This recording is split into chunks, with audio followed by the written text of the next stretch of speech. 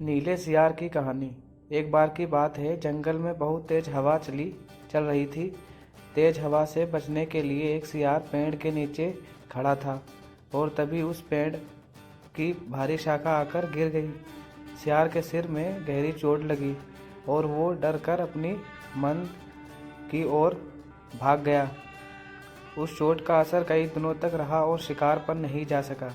खाना न मिलने से सियार दिन प्रतिदिन कमज़ोर होता जा रहा था।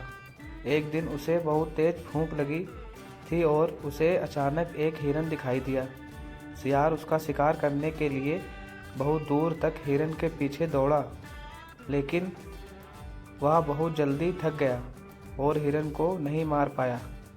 सियार पूरे दिन भूखा प्यासा जंगल में भटकता रहा, लेकिन उसे कोई मरा जानवर भी नहीं मिला जिससे वह अपना पेट भर सके।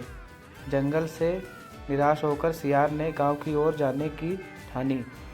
सियार को उम्मीद थी कि गांव में उसे कोई बकरी या मुर्गी का बच्चा मिल जाएगा, जिसे खाकर वह अपनी रात काट लेगा। गांव में सियार अपना शिकार ढूंढ रहा था, लेकिन तभी उसकी नज़र कुत्तों के झुंड पर पड़ी जो उसकी ओर आ रहे थे। सियार को कुछ समझ में नहीं आया और वो धोबियों की बस्ती की ओर दौड़ने लगा। कुत्ते लगातार भौंक रहे थे और सियार का पीछा कर रहे थे। सियार को जब कुछ समझ नहीं आया तो वह धोबी के उस ड्रम में जाकर छुप गया जिसमें नील घुला हुआ था। सियार को ना पाकर कुत्तों का झुंड वहां से चला गया। बेचारा सियार पूरी रात उस नील के ड्रम में छुपा रहा। सुबह सवेरे जब वह ड्रम से बाहर आया तो उसने देखा कि उसका पूरा शरीर नीला हो गया है। सियार बहुत चालाक था। अपना रंग देखकर उसके दिमाग में एक आइडिया आया और वह वापस जंगल में आ गया। जंगल में पहुंचकर उसने ऐलान किया कि वह भगवान का संदेश देना चाहता है, इसलिए सारे जानवर एक जगह इकट्ठे हो जाएं। सारे जानवर सियार की बात सुनने के लिए एक बड़े पेड़ के नीचे एकत्रित हो गए। सियार ने जानवरों की सभा में कहा, क्या किसी ने कभी नीले रंग का कोई जानवर देखा है? मुझे ये अनोखा रंग भगवान ने दिया है और कहा है कि तुम जंगल पर राज करो। भगवान ने मुझसे कहा है कि जंगल के जानवरों का मार्गदर्शन करने की जिम्मेदारी तुम्हारी है। सभी जानवर सियार की बात मान गए। अब एक स्वर में बोले, कहिए महाराज, क्या आदेश है?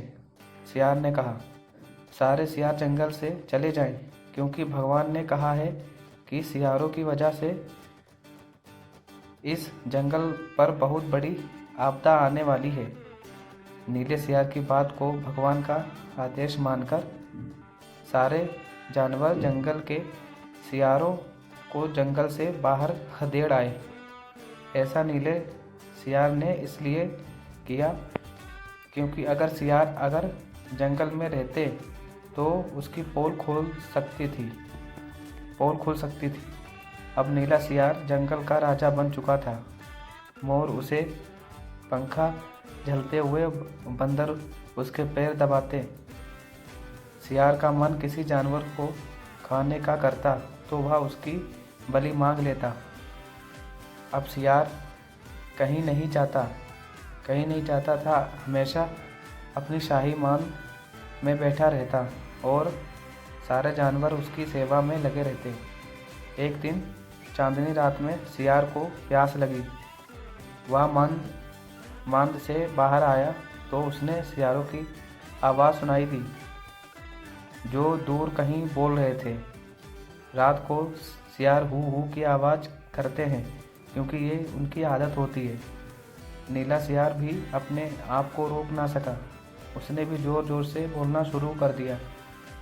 शोर सुनकर आसपास के सभी जानवर जाग गए।